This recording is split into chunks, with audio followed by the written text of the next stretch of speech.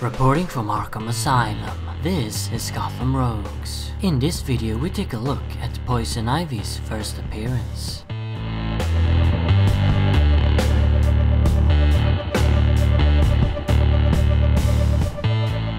Poison Ivy made her first appearance in Batman 181, published in 1966. Titled Beware of Poison Ivy, the story was written by Robert Kanigher and penciled by Sheldon Moldoff.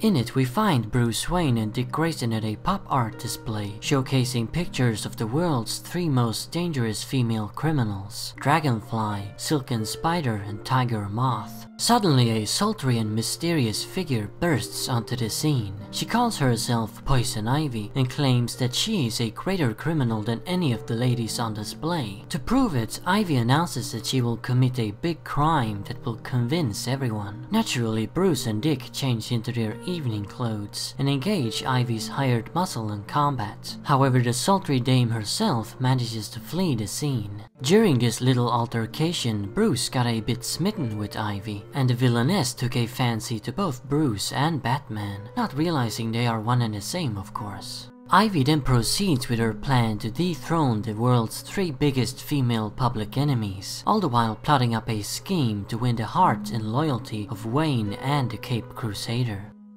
Just like many other Batman comics of the time, this is a very goofy and innocent story, although at the time they probably thought it was a bit raunchy, what with all the sexy villainesses. Some of the stories of this era can actually be really good, despite their silliness, Riddler's robberies of the Riddler being a great example, but in the case of Beware of Poison Ivy, it just never gets interesting. Ivy was a pretty boring character with poor motivations in her first appearance. She just wants to be the greatest criminal in the world. How many times haven't we seen that with supervillains? And her crush on Bruce and Batman is just silly. She sees Bruce once and thinks he's cute, and she witnesses Batman in action once, immediately drawing her to his brawn. I'm sure such simple and shallow people actually exist, but they're not interesting to read about in comics. And why does Batman fall for Ivy? She doesn't use any seductive powers on him until the end. Is he a horny 15-year-old? No, this is most likely a case of poor Silver Age writing. Reasons and motivations weren't always that important back then. So just what type of powers did Poison Ivy have in her first story?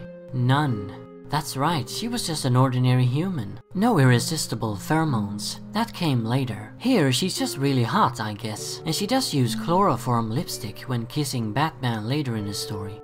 Chloroform lipstick, how basic.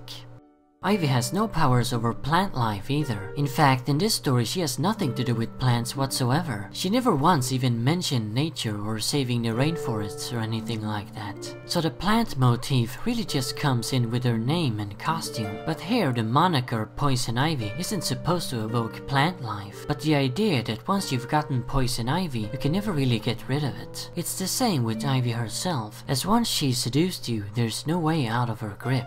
So Ivy was originally just intended as a seductive femme fatale, nothing else.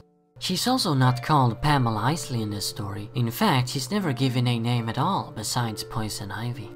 What's the deal with Dragonfly, Silken Spider, and Tiger Moth? They had never appeared before and were created specifically for this story. Why didn't the creators use pre-existing rogues? That would have been more fun. Like Catwoman, obviously, and maybe Cheetah and some other Wonder Woman villain. These three ladies have appeared again in pretty recent comics though, which I actually had no idea about until I just looked them up on the DC Wiki. In the end, this is a pretty mediocre story, and Ivy's first appearance is one of the weakest among the Bat-Rogues. As for the art, I kind of like it. Moldoff isn't really my favorite Silver Age Bat penciler. I prefer Carmine Infantino, but it's still good. I really like this old retro-styled art, and vastly prefer it to the older and really simplistic Golden Age style. So there you have it. That's Poison Ivy's first appearance. Remember, Arkham Asylum awaits you in the next video.